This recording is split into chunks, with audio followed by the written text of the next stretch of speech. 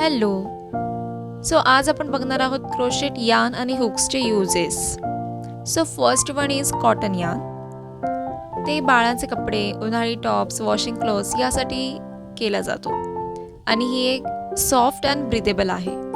Second one is acrylic yarn. So हे sweater, blankets, muffler यासाठी पण चांगले आहे. हे एक अफोर्डेबल आहे आणि वॉर्म आहे, जसंच की उबदार.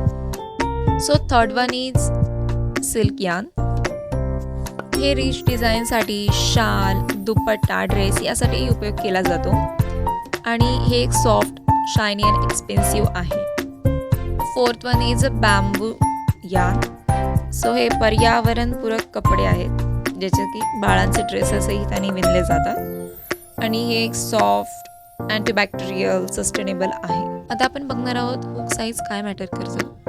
जर हुक मोठा असेल तर स्टिचेस लूजर असतात आणि वर्क आपलं फास्ट होतं. पण जर हुक लहान असेल तर स्टिचेस टाईटली बसतात आणि डिझाईन खूप सुंदर दिसते. ह्याच्यामध्ये कॉमन साईज असतात. ते starting is 2.0 mm.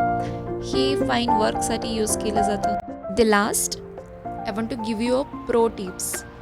So use a soft grip hook, जेणेकरून हाताला त्रास कमी होईल आणि प्रत्येक वेळी यानवर दिलेल्या लेबलप्रमाणेच हुक वापरा, जेणेकरून डिझाईनही सुंदर होईल.